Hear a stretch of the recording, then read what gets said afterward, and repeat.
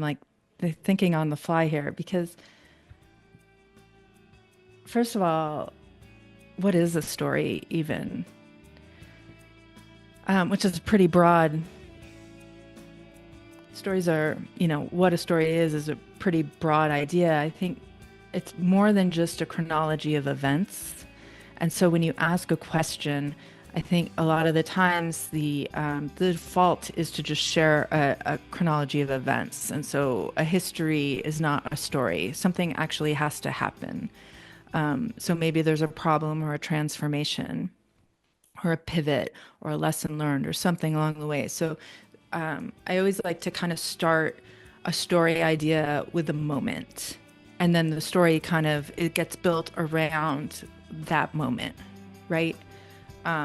So like with Amy's story, it started with, people were approaching her and sharing their own story of rejection. Like that was a really interesting turn, an unexpected turn of events that created a good story.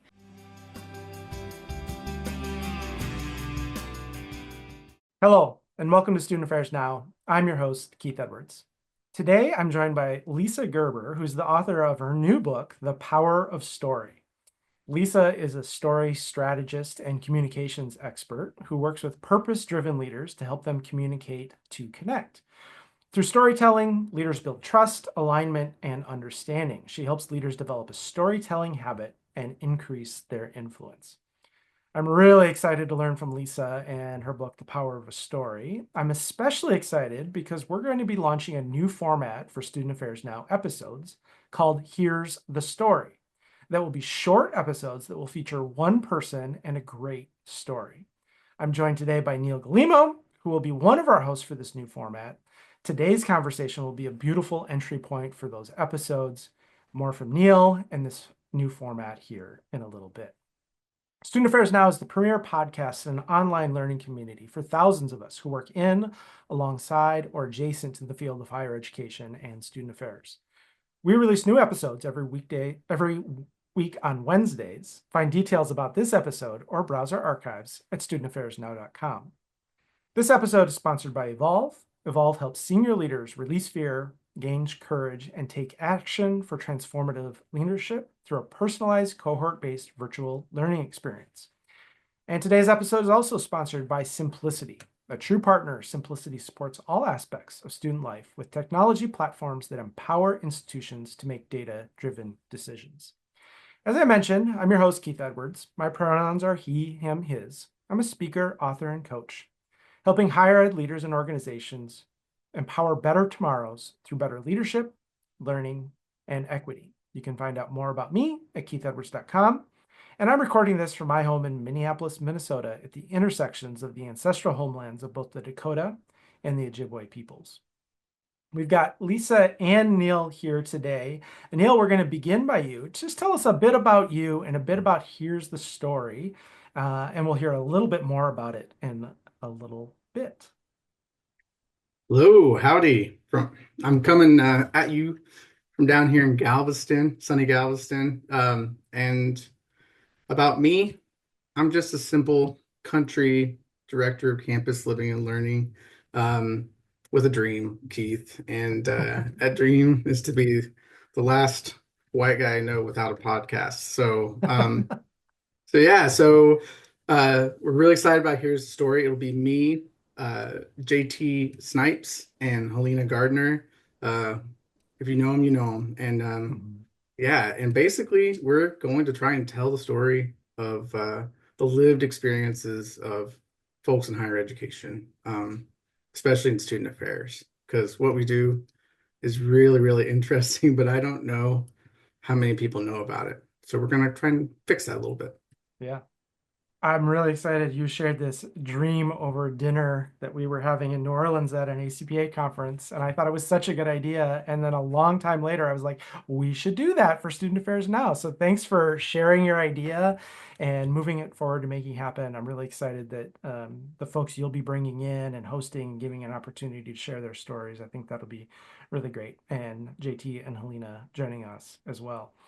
And part of that is I was thinking about this new format for Here's the Story, and then also learning about my friend Lisa Gerber's new book, the power of story and thought, oh, well, this is a great fit. Lisa can help us prepare people to tell their stories and share their stories and make them good stories and think about the influence of stories. And I think that's something that higher ed could really use. And so I'm really glad you're here to share about your book. I think it's something that can be really useful for higher ed leaders as we get out there and share our stories, but also for the podcast and for future guests as well. So Lisa, why don't you tell us a little bit about your work and about your book? Sure. Thanks, Keith. Hi, everyone. So I am coming to you from snowy Sandpoint, Idaho. Very different from what Neil has in Galveston, Texas, I imagine. Mm-hmm. In my happy place for sure. And I work with deeply knowledgeable people, people who know a lot about their subject matter, but maybe have a hard time talking about it in a way that gets others to understand and care about it. And I help them become more influential communicators through the use of storytelling, because as we all know, stories are something that bring people together, that help us connect around a subject matter, a topic, and help us understand and create trust. So, yeah, I do that through one-to-one mentoring, through like corporate or nonprofit workshops for teams to help them, solve a communications problem through storytelling. And I speak at conferences on the topic as well, on the power of story. And here, I guess I should kind of flash the cover of my Yeah. book just for the visual for those who are watching. Yeah. So what I find with those of us who are so immersed and so knowledgeable about the work that we do, especially in like really technically specific fields, is that we do struggle to talk about it in a way that gets others to care about it. And so I help bridge that gap through storytelling. Mhm. I think this is so useful because I think sometimes in higher ed, we let others tell our story for us rather than telling Mm, our own story. And yeah, it leads to a lot of misunderstanding and undervaluing. And then we complain about the story that's out there when we've abdicated our leadership around telling right. folks that. And so I guess I have two questions for you, Okay. Lisa. One is the why question, and Yep. then the other is the how question. So the first question is, as you think about leaders and the power of storytelling, why is storytelling such a critical skill for leaders and educators to develop, and why is it such an important capacity? Yeah. Can I first address what you just said about abdicating leadership and telling a story? It's so interesting that you just mentioned that because I just published a newsletter yesterday called If Not You, Then Who? Mm-hmm. And it was really on the very topic of telling our own story. I had a woman in a workshop last month raise her hand when she was practicing her story with someone and saying that she felt like she was being braggy in sharing the story. And it, a really interesting conversation sort of ensued around that. And, if we don't tell our own story, then who will? And just having control over the narrative. Because when others tell the story, it's maybe not as generous of a story as we would like. So Mm-hmm. it's really important. And I'm glad you brought that up. Mm-hmm. Mm-hmm. Um, okay, so now the why storytelling is so important. Mm-hmm. And I'd like to start with a story, if I I was may. hoping you would. I was hoping you would. Please, thank you. So I have a client who's the leader of a nonprofit, and she was hosting a golf tournament fundraiser earlier this year. People fly in from around the country to participate in this event. And at that evening at the cocktail party, she was tasked with making a presentation, which was asking for money, but also thanking the donor, thanking the sponsors for being there. So it wasn't a very compelling message necessarily. And she knew that she needed to lead with a story. She shared this with me after the fact. Now, just a little more context. The event was themed as a tailgate party, and so everyone was dressed up as different, parts of a tailgate party. She was a cheerleader, and when she started her presentation, she shared with the audience that had been rejected in high school for cheerleading squad twice on two different occasions, and how happy she was on this one day, if only for one day, to be able to live out her dream to be a cheerleader. Mhm. And everyone in the room, it didn't really have anything to do with the topic at hand, but it was a little bit of a vulnerability moment, right? It was a little bit of a Mhm. personal connection moment. Everyone in the room chuckled, and then she went on with the message she had to deliver. But what happened afterwards was people came up to her one by one after the presentation, and they shared their own stories of rejection with her. It was like this unexpected moment. And I love this story because it highlights the impact. I mean, we tell stories in many, many different ways, right? This was a personal one, or it could be an organizational one. There are lots of different reasons and ways that we share a story, but you can see with this example how it opened a door to a bigger conversation that led to a better relationship. And it's not like it was this life-altering story. I think a lot of people are hesitant about sharing their story because they think that it's not important enough or big enough. And that's not what this is about. It's about opening those doors and creating these connections and building better relationships. And it's so interesting that in her sharing her story, she was putting out this implicit invitation for others to share theirs, right? Mhm. And so it's about creating, and so to tie this into why it's so important is that in this day and age when it's so hard to get attention and it's so hard to get understanding, which is the first step to really anything, to influencing action, to everything else that we're trying to create, the storytelling is the piece that bridges that gap. And it sort of when you're trying to reach your stakeholders and you get into a storytelling habit such as this over time, it shifts people from thinking about you in a very rational way to an emotional way. Mhm. And that's a big shift that we want to get our stakeholders to become really emotionally attached to us. Mhm. And as I said, people fly in from around the country to attend that event. They don't have to do that, but it is those relationships that bring them back over and over again. And she raises hundreds of thousands of dollars through that event as well. Mhm. So it definitely drives impact. And I think it's a beautiful illustration of why storytelling is so important right now. Yeah, I do too. And you're just telling that story about a story, and I got teary hearing the story about a story, right? So that's about the power of a story, just listening Yeah, to that because it's relatable.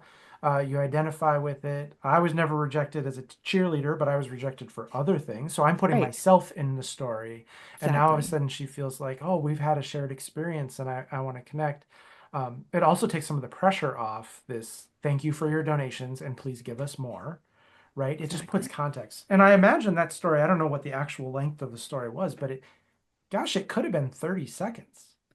It was, I think it was under 2 minutes for Yeah, sure. Yeah, to tell the whole thing. And so it doesn't have to exactly. be an 18-minute TED Talk or an hour-long No. keynote, just a short little thing. And as you're sharing this, I'm thinking about all the different ways that um, student affairs folks could use story to connect Yeah, with families in an admissions visit, right. or telling the story of a student's transformation while visiting a high school, Yes. or telling a story in doing international recruitment, or with fundraising, or with athletic recruitment, or leading a leadership workshop. One of my all-time favorite meetings when I was at Macalester College was it was a giveaway sort of summer meeting. I thought, let's just do something fun. And I asked everyone to bring one story of student transformation, and the 14 of us went around, and we didn't make it through the third story before we were all sobbing and just like it was Yeah, incredible, it's and it was amazing. so powerful. And we decided to have the same meeting a month later, and we invited all the admissions folks to hear these stories. And the director of Yeah, admissions says, we're going to have to completely change the on-campus tour. We're going to have to change because right. our stories they're about 20 to 30 years old, and your stories are a year old, and we need to be telling more relevant stories along the Mm, way, and they can just be so good. so powerful. Yeah. You know, it, the end of my workshops, we do an hour and a half of, going around and sharing stories. And it's to help the participants hone their craft. But the Mhm. unintended consequence always is this level of connection that happens just by each and every one sharing their stories. It's really phenomenal to your Mhm. point that it often evokes tears. Mhm. Often. It's Mhm. amazing. Mhm. They're always this beautiful experience. Mhm. And Yeah, I'm I sorry. also go Oh, ahead, sorry. Neil. I was gonna say you guys lost me at rejection in high school. No, I think my takeaway is that if if I say something pathetic, then people will give me money. I should be so Right. rich. It doesn't have to be about that. Right. Oh, Right. but I mean, I love that. You know, you could tell a lot about somebody by their stories, and really, when you think about it, that's kind of the only way you can tell anything Right. about a person is through their story. And to me, it's about being seen and being known. Yes. One little glimpse at a time through like your life. Mhm. And so that resonates with me a lot. Yeah. Yeah. I, Cool. I was connecting too with the participant who said, "I don't want to brag," Right. and I think a lot of us don't want to tell stories because we don't want to brag. We don't want to seem unrelatable. We don't want this or this or this or this. And I think Hmm. maybe that's poor storytelling, is what we imagine. But I also think that I don't want to brag, but when I hear other people tell these great stories of their accomplishments or these Yeah. powerful moments in their life, I don't think they're bragging. I think it's beautiful and Yeah. lovely. And now I get you in ways I didn't before.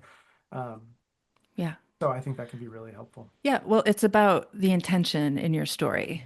So if your intent is to brag or boast, then it is going to come across as that. But if your intention is to inspire, to give some takeaways or, whatever that is, you want to share about your accomplishments, but there's probably lessons learned along the way, mistakes made along the way. And that's where the stories are Mhm. really compelling, right? So it really comes down to the intention of Yeah. keeping yourself from sounding braggy, I think.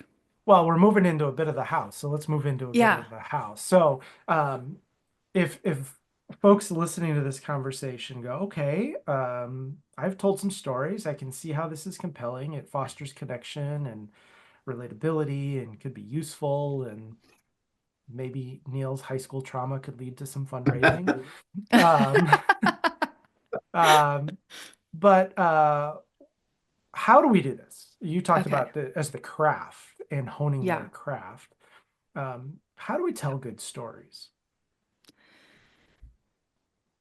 So I'll start with what stories to tell or how to Mm. find the stories to tell, and then I'll give a little bit about how to tell the stories. So I think that the most, and this is in my book, is that the most powerful stories have three qualities. They're real, relatable, and riveting. So we've already sort of used a lot of these words so far in our Mhm. conversation here. And I think that I'll explore each one of these just as an overview because they help drive what story we could be telling. I'm often less concerned about how you tell a story and more interested in which story you're telling. And that's where the Yeah, strategic storytelling comes in. Like, that's are great. we answering questions on people's minds? Are we proactively addressing objections they may have around what you have to share? So, when stories that are real allow us to anchor our message in evidence. And that I know, especially with this audience, evidence is a yeah, evidence based being, studies and statistics and all that. And I'm not saying that that's not true, that that's not correct, that we want to have those types of evidence in our messages. But stories allow us to bring these ideas to life and to actually show them in action.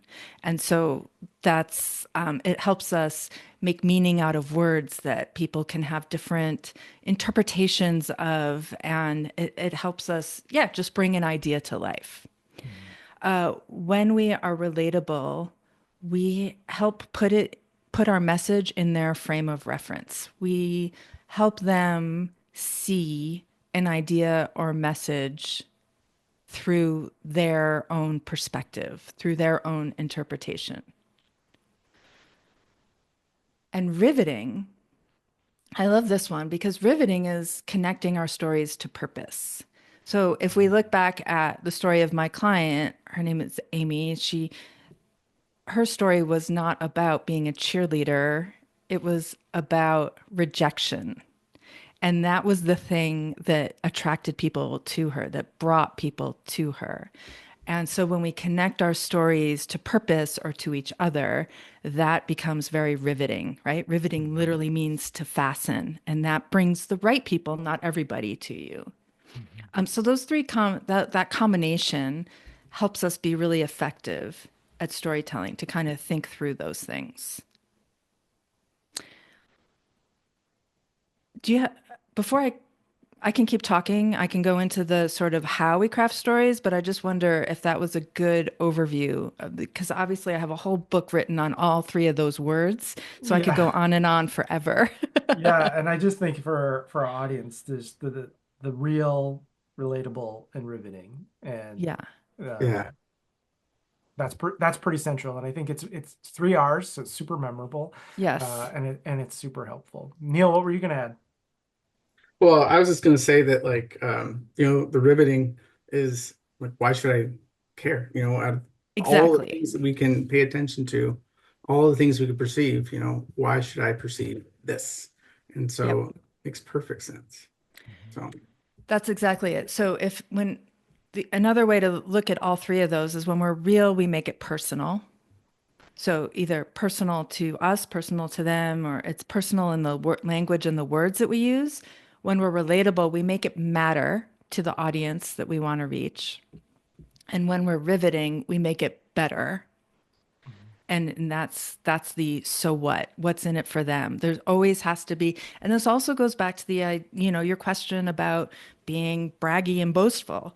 If we are answering the question, what's in it for them, Mhm. that's that's the riveting piece. There has to be something in it for them. Otherwise, we're just being boastful. Yeah, it's reminding me if the story is about me, no one's really Yeah, gonna care. But if the story right, is about them, even if the story is about me, but I'm telling it for them to be of service, right. to help them gain this insight or understand this thing or understand me. But if it's just about my story for me, then yeah, why would anybody care? But uh, Yeah, it's like when I work with my coaching clients, one of the things I do is have them come up with a life purpose. yeah, And no good life purpose isn't about serving others in some totally. way. There's a I love million that. different ways to say, I want to bring more love to the world, or I want to foster hope, or I want to help Right. people realize their dream. But if it's about, a life purpose is, I want to have more of this, it never works. There's no resonance. It's always about being service to others. So thinking about Sure. how our stories can be of service to others feels like a really Absolutely. useful sort of flip. Yes. That's that riveting piece. Yeah. Absolutely. I I don't also know. think that Amy's I'm story isn't just about rejection, it's also about resilience because she was rejected and here she is Right. in a cheerleader outfit. She's owning it, she's reclaiming it, she's taking it back, she's making she's Yes. there's a champion like and I'm imagining listening to that story feeling my own rejection and then seeing her reclaim it. I'm drawn to Right. that too. Like how might I get that back? And living our dreams. It's also about living our dreams. Hmm. Yeah, absolutely. Neil, were you going to say something? Yeah, well, I want to go back to like the braggy part because Yeah. I love that self-talk that I think everybody has where why does nobody wants to hear about you? Like how interesting are you really? Well, thing is like I am interesting and other people Everyone are is. Yep. interesting. Everyone And is. so and I loved how you talked in the book about you just touched on like vulnerability and Yeah. how, honestly, that signals strength. Like if you're willing to show a weak spot, then that signals that you have faith in yourself and that, you can share this awkward moment and Yeah. wow, and it's just very, very counterintuitive. Well, especially in a leadership capacity, when a leader shares vulnerability, they're really creating trust with their team. And just like the story of Amy, it invites others to share their own. Mhm. And that creates a bond you just don't realize until after it happens. Yeah. I think that's such a great point for leaders because every leader wants to be trusted, Right.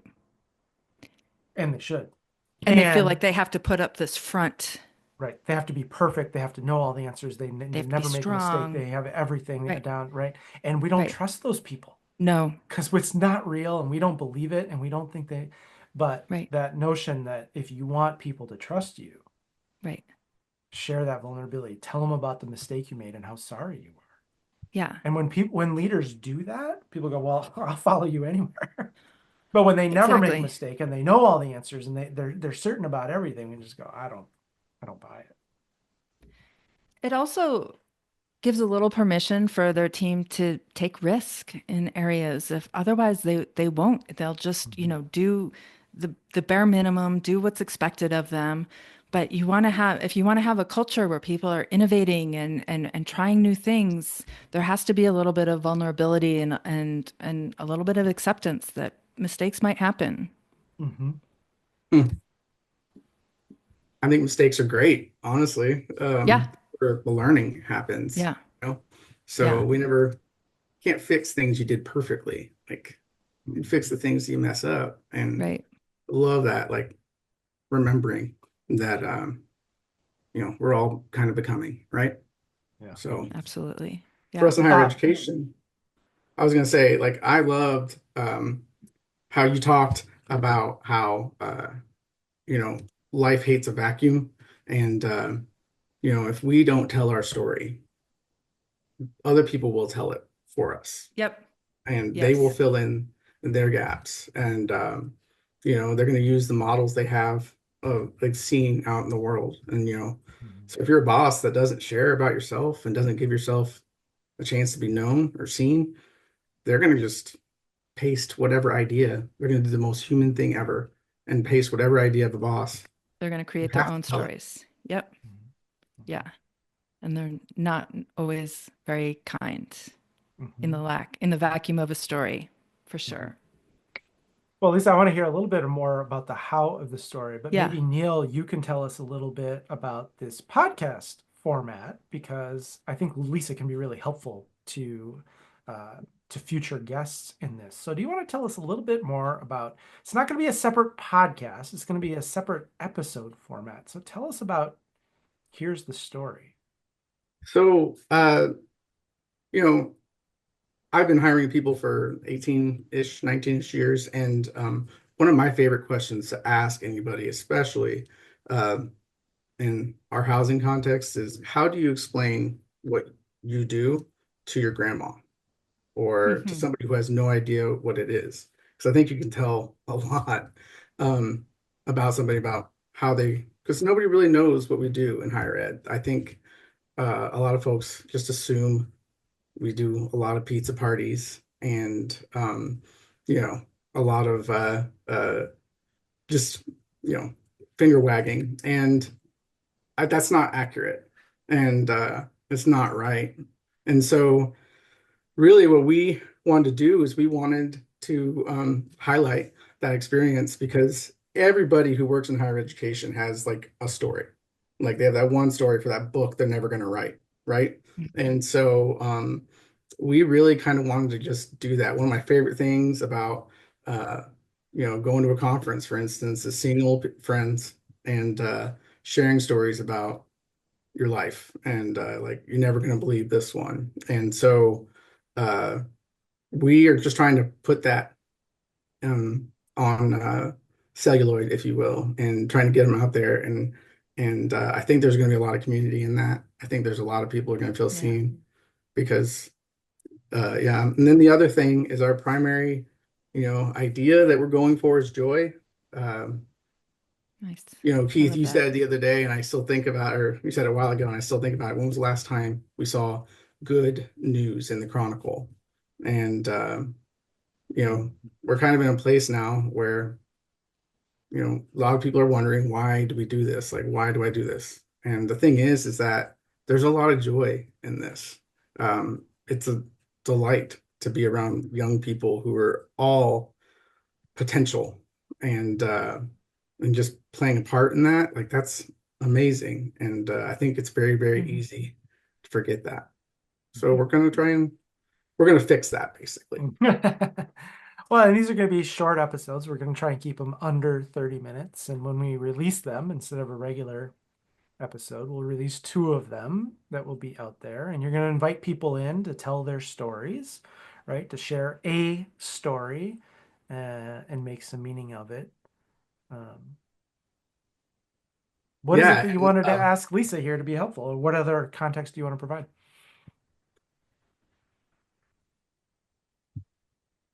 yeah, the basic thing we're going for, the feeling we're going for is just it'll be me, the host, and the other host, and each of us will bring a guest, and then we're going to record them and split them separately as episodes. But basically, one of us will kind of know the story, one of us will be telling the story, and the rest of us are just listening and responding in real time. And there's going to be a lot of, oh, no, you didn't. And like, you're kidding me. And a Yeah, lot of laughing. If we're doing it right, there's going to be a ton of laughing. So, great. yeah, Amazing. That sounds like it'll be fantastic. we'll see. Mm-hmm. So, Um, I was going to ask you, like, what advice do you have for me, somebody who is trying to help yeah, tell stories? yeah. I have a few things now. I'm rearranging based on what I just heard from you. I'm like thinking on the fly here because first of all, what is a story even? Which is pretty broad.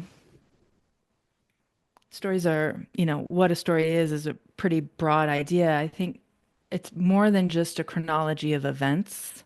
And so when you ask a question, I think a lot of the times the default is to just share a chronology of events. And so a history is not a story. Something actually has to happen. So maybe there's a problem or a transformation or a pivot or a lesson learned or something along the way. So I always like to kind of start a story idea with a moment. And then the story kind of it gets built around that moment, right? So like with Amy's story, it started with, people are approaching her and sharing their own story of rejection. Like that was a really interesting turn, an unexpected turn of events that created a good story. And I like to think, Keith, you might have heard me talk about this before, but I like to think and coach my clients on stories as an X-ray. If we think of stories as an X-ray, I was actually, I'm on the board of directors for an animal welfare organization, and the medical director came in to give us a presentation about a specific case one day.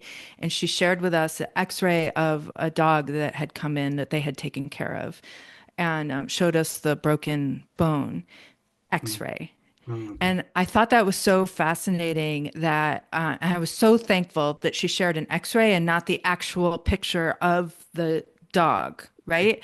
And that made a perfect metaphor for the idea of a story because when we show the whole, if we show the gory details, people are going to wince, they're going to look away. So if there's too much in your story, it's like, but if we give just the bare bones that are Mm-hmm. needed, then people get the picture. Not only do they get the picture, but it gives them room for interpretation and to see themselves in the story. That's that relatability part, right? So I always encourage people to give the absolute bare bones of the story. But then, of course, you want to give it some life. You want to bring some details to life that, give it more meaning that help people visualize. And so here and there, and that's like the where the balance needs to be found. It's like where do we want to bring it to life with more detail, the really meaningful details. We've got this X-ray and we have details and not too many details. And then the thing I often suggest And people are either visual, they're either very, they would prefer to record maybe or type out their story.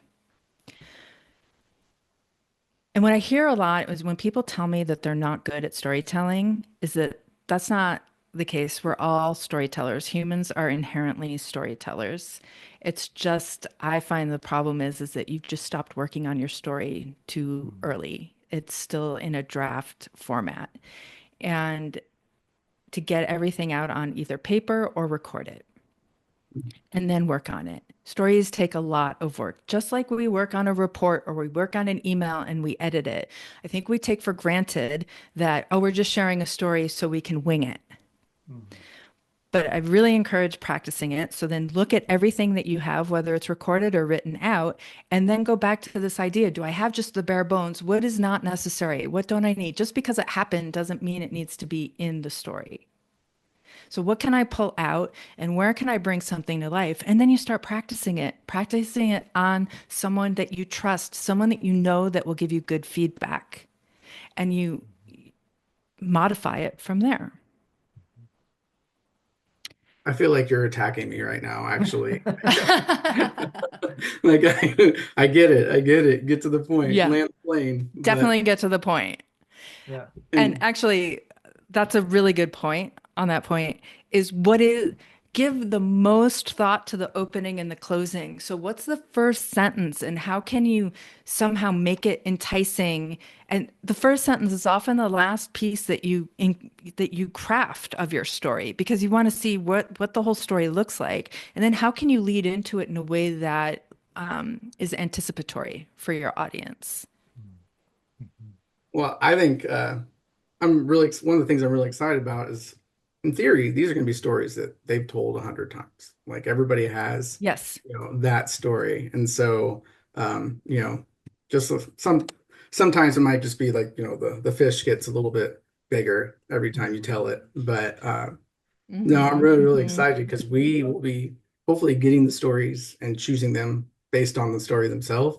Um, but I think one thing we're also going to try and do, and I think that's something that kind of along with what I read in your book, is that we really, really, really want to make sure that all the stories have a chance to be told. And Yes. like Yeah. every earnest point of view is welcome and valid. And so we're going to Yeah. be working towards that as well. That's great. And that's if this clip gets shared with your guests before they come on, I mean, it's a great opportunity for them to practice their story on a spouse, a partner, a friend. I mean, that's what I always do before I, I can think of a particular instance where I was telling a new story that opened a keynote last fall, and I shared it with my husband. I'm standing right over there in the kitchen telling him the story, and it's amazing how important outside perspective is because we are so in it. We don't realize, and he noticed, well, you left out that piece where it connects to this other thing. And so I was kind of left hanging. I didn't understand. And I'm like, oh, yeah, of course. And it was crucial, Mhm. but I would have missed it otherwise. So it's so important to practice it with someone and just get their feedback. Like what really was impactful to you of this story? And where did I start to lose you? And, did I make the case for the point that I'm about to make? And did Mhm. everything connect? Well, you left me hanging here, that kind of thing. Mhm. I'm connecting with a Outside couple perspective is things. key. Yeah, go ahead, Yeah, I'm Keith. connecting with a couple things, which is one of them is the human brain loves a mystery. Mm, And I was mm, thinking about that first line of the story. If you begin with, so the plane's going down. Well, I want to know where's the plane? Who's on it? Why is it right, going? Like I have so many questions. I'm hooked. right. But if you begin with, I'm on an airplane from New York to Tampa, I I've stopped listening, right? So Um, important. Yeah, but the human yeah, brain loves a mystery, and I think as educators, that's one of the things we can do is create a mystery that then the learners are intrigued to solve. yeah. Tease Like something out. how do airplanes that weigh this much fly? Can you explain that? Like I can't. I mean, I know about Bernoulli principle, but every time I see an airplane, I'm like, that's magic. I'm pretty sure. Um, and when you realize you can't explain it, then you want to know, well, how do they fly. Like, now teach me Yeah. that, right? Right. Um, and the other one I think that where we often lose people in our stories in higher ed, and especially in student affairs, is we use insider language or Yes. jargon Boy, or howdy. acronyms, right? We use these acronyms. And Right. as someone who works with people on many different campuses, that is one of the things that I'm often reminding, and regular listeners of the podcast know I'm often saying, well, what's that acronym? Oh, right. That's like an insider thing that all the six people who are experts in this field know, but we're trying to reach more people, or people beyond our campus don't know that acronym, or people beyond higher ed don't Yeah. know what FAFSA is. And so how do we explain some Totally. of those things? And so Right. insider language, jargon, acronyms, I think can be Yeah. something that if you tell the story to someone else, they go, well, I have no idea what FAFSA is. You got to explain what Right. that means. I would also add to that, like words that don't mean a lot. Words like amazing and, world Cliche. class and yeah. The thing like if I find myself using those words or if I see it in the clients, I'm like, what do you mean by this? What is world class to you? And just really get specific and ask and then Neil, this might be a good area, like what kinds of questions do we ask to kind of delve in and get the better story is also really important. Curiosity is such an important part of storytelling. But yeah, just how do we like take words and pop them out and bring more meaning to them so that our stories don't sound too generic. I love that you're talking about mystery because I don't know in higher ed if we love a mystery. Like we kind of want Mm. to know um everything. That's kind of like the point, right? But also, boy, we love a good acronym and Oh my gosh. we love some Yeah. bad ones. And like there's times where I What's a look at bad our one? own stuff and I'm like, can I buy a vowel over here? Like, what does this mean? And it's a weird sort of kind of gatekeeping, I think. I think it's like almost like, well, if you know what this means, then you're one of us. And our students don't. And like Yeah. their parents don't. And as a recovering student myself, just finishing my program last year, I like struggled a lot. I was getting my PhD in college. I'm supposed to be an expert in this, and I couldn't figure out where to submit my final paperwork. And that was really, Hmm. really good for me to go back and put myself like in the shoes of the people I'm supposed to serve. And Yeah. we do a lot of that. We just kind of assume everybody knows what's in our heads. And so that's why Mhm. the talking Exactly. part's pretty important, right? The outside Mhm. perspective. Yeah. Mhm. And it's also thinking about what questions might they have on their mind that they would be embarrassed to ask. Mm. And like the acronyms, maybe they should know the acronym, for example. But there's so many other, we're just working on a research report for a client, and there were all sorts of places where we're like, let's explain this, let's explain that, because, you know, the audience might not understand exactly, and they won't ask because they think they should know. Mhm. Yeah. I've learned that is the curse of knowledge. That once you Mm, know a thing yes. really well Right. and you're an expert enough to teach it, Hmm. you forget what it's like to not know that thing. You forget what it's like to not know that language or the acronyms or the jargon. Hmm. You forget what it's like not to have that feeling, the emotion. And so the curse of knowledge is not just intellectual, but the empathy. Like, Hmm. what's it like to hear the words white privilege for the very first time in your life? What's that Mm. like cognitively, and what's that like emotionally? Yeah. And some of us who are teaching some of those things have been so far away from it that we throw it around like everybody knows it or everybody should know it, and don't Right. ask me any questions. And I think there can sometimes be pontification as a self-defense mechanism. If I knew big enough words, you won't ask me any questions because I'm worried that if you ask follow-up questions, then my fraudulent, insecurities Yes. will be revealed. Mm, Yeah. I was also connecting with what you're sharing earlier, Lisa, about world class. yeah. And I think I anticipate there'll be a big shift in higher education, which um, it basically for the past several decades has had plenty of students at our availability to enroll, to grow and add resources and expand and do that. And we're coming to this point where there's going to be fewer and fewer potential students coming in.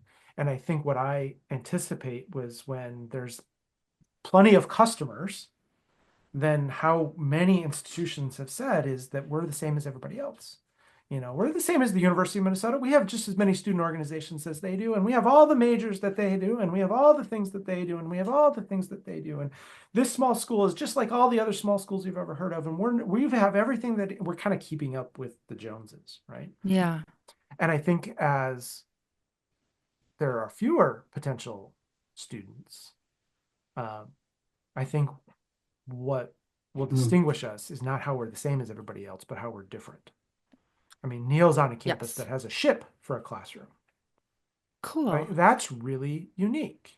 Yeah. I was on a campus that was organized around civic engagement and internationalism.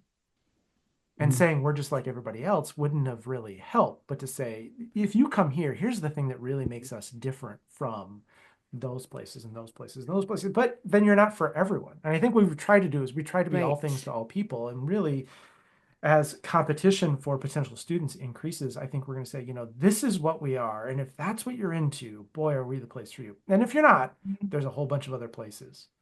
Keith, you mind if I kind of play with that little idea with you?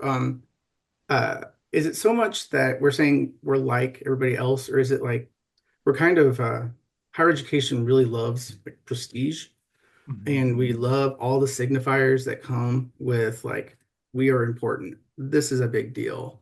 And so, how many times do you really need laurel leaves like in everything? And really, even when you think about it, like a degree is literally a signifier that you are borrowing against the prestige of that institution. They are certifying that you are worthy. And so we love prestige. And the thing is that the ironic thing is that any critical thinker, like the type of thinkers that we will hope to create or play a part in creating, are not going to accept that. Like they are going to say, "Where's your evidence? Show me." And I think that you're absolutely right in the higher education's gotten. We just kind of assume everybody trusts us as much as we deserve to be trusted, and we can do better. We need to tell the story because it's important. There is and nothing signifies that more than people bragging about how hard it is to get into their institution as a way of positioning them to get more people to apply at a place where it is impossible to get in, which is what a handful of institutions have really done, and then the whole sector. So just to piggyback on that, the differentiation piece, I get that. I hear what you're saying, Neil, and the prestige is important to people in higher ed. And do potential students care deeply about that? I think to a degree they do, right? But like you said, that just makes you fit in with everybody else and makes you the same because everyone's competing maybe on prestige, but it's the stories that make you real, relatable, and riveting that are really going to help you stand out. And to your point, they're going, things like the story about the ship and that just these different stories are going to attract the right people to you, not the wrong ones. And in any field that someone's working in, that's what we want, right? Because it's not a good match. If we're bringing the wrong people to us, it's not going to work out. And if we look at Amy's story, not every single person came up to her afterwards to share their story, just the people who were really moved by it. So it's like a microcosm of how that works, and it brings the right people to you and helps you stand out instead of fitting in. Yeah. Like we all crave familiarity. Like we know what to do with things that. And so I imagine there's a line there between at what point does it stop being familiar and it just starts being this thing. So that's but knowing that this school is, relatable. These are my people. I'm going to go here and they're going to be my people because of the story about blah, blah, blah. Totally relates to me. I can see myself in that story. And at the end of the day, People want to feel seen, they want to be heard, understood, right? That's the absolute most fundamental human need right there, in addition to food and shelter and water. Mm. Yeah. Well, thank you both. We are running out of time. We could talk about stories and good ones and Oh, yeah. why and how and everything Turns out I on and do it on and all the on. time. I know. But this podcast is called Student Affairs Now, and we love to end with this question of what are you thinking, troubling, or pondering now? And also, if you want to share with folks where they can connect with you, you can do that. I'm going to begin with Lisa because it looks like Neil's Okay. looking at the ceiling for an answer. But what are you thinking, troubling, or pondering now? And where can folks connect with you, Lisa? Well, I'm wondering how my dog here is going to wait 10 more minutes for her walk. So, Mhm. 1 second, Nelly. I am thinking about what's going on in this world right now and how story can bring us together. That's been a big thing on my mind lately. I think that it's so interesting how two things can be true about stories. They can be very divisive, but they can also really build community and bring people together around shared values and ideas. So I could share a lot more about that, but that's something that I'm thinking about as we, enter this year and this new administration and all that is going on in our world. I don't really know how to segue from that big idea and topic over to how to get in touch with me, but if you want to continue that conversation, I would love to. How's that? That's great. And where can they reach you? They can find me at bigleapcreative.com. That's my website. And you know what? I meant to tell you this, but I think I did share with you that I'm happy to share a digital version of my book. You can download it for free. And there's also, and if you're like me, I prefer reading a hard copy book. So that's available at Amazon.com and any other online booksellers. So I would love that to offer that to your listeners, Yeah, but they can find that information on my website and you can sign up for my newsletter and schedule a time if you want to chat about yeah. what you heard in this or if you could use my help. That's awesome. That's awesome. Yeah. Neil, I've stalled enough. So, what are you thinking, troubling, or pondering now? And where can folks maybe connect with you? And here's the story if they think I've got a story I've been told 100 times. Well, I think honestly, this has spurred so much in me, but just thinking about how, how do we tell the story of what we do? 'Cause I love my work. I almost feel like it's not always cool to really like your job, and I do. Hmm. And how are we going to tell the story and help people connect? Because we need change. Um, the they're not making more middle class white kids, like that. None of those are who our college system was built for. And so the irony is that the people who need it the most it doesn't fit us. And so how are we Mhm. going to do that? How are we going to tell that? And I think a lot of the political discourse out there is harmful to us. And it happened because we didn't tell the story of why this is so important. Yeah. And so, yeah, I'm just kind of thinking like, where are we going to get started? And I think it's just, One one story at a time. absolutely, and just get caught trying on that. Mhm. And so we're going to do it. Great, great.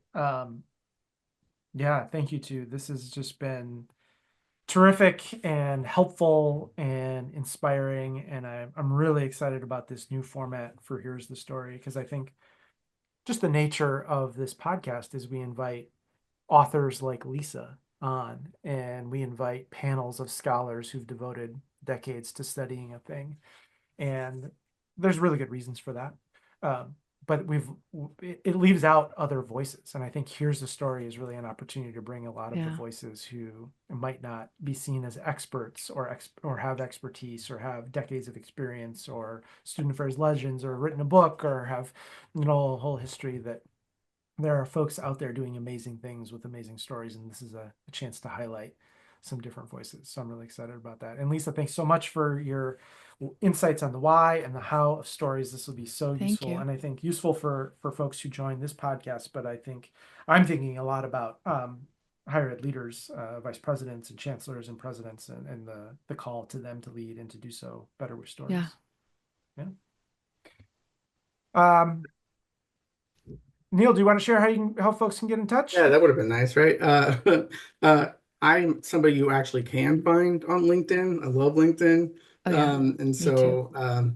it's Neil Golemo, Golemo. If there's a lot of Golemos out there, I don't know them. And so please connect. I would love that. And as for your stories, we want to hear your stories. And we're setting up our processes for that, but I know that we are going to borrow the heck out of the prestige that Keith has and all of his co-hosts have built with Student Affairs Now. And so I know that we're going to be having a lot of our information, hopefully through that site. And we're just going to take that prestige and just run it into the ground. It's going to be great. Yeah. I love how you bashed prestige and then called us prestigious. That was an awesome right there. You are a man of contradictions. That's a beautiful Yes. story right there. Yeah. I'm complex. Yep. Oh, yes. Thank you both very much. I also want to, as we conclude here, I want to thank our sponsors of today's episode, Evolve and Simplicity. Evolve helps senior leaders who value, aspire to lead on, and want to unleash their potential for transformational leadership. This is a program that I help co-facilitate with my colleagues, Drs. Brian Rao and Don Lee. We offer personalized experience with high impact value. The asynchronous content and 6 individual and 6 group coaching sessions maximize learning for senior leaders with a focused time investment, greatly enhancing your ability to lead powerfully for social change. And Simplicity is the global leader in student services technology platforms with state-of-the-art technology that empowers institutions to make data-driven decisions specific to their goals. A true partner to the institution, Simplicity supports all aspects of student life, including but not limited to career services and development, student conduct and well-being, student success, and accessibility services. To learn more, visit simplicity.com or visit them on socials. Huge shout out, as always, to our producer, Natalie Ambrosi, who does all the behind the scenes work to make us look and sound good and cringes every time she hears us say that. We love the support of these conversations from our community, which is you. You can help us reach even more folks by subscribing to the podcast, wherever you get podcasts, on YouTube, and to our weekly newsletter where we announce each new episode each Wednesday morning. If you're so inclined, you can leave us a 5-star review. It helps great conversations like this reach an even larger audience. My name is Keith Edwards. Thanks again to our 2 fabulous guests today and to everyone who is watching and listening. Make it a great week. Thank you all.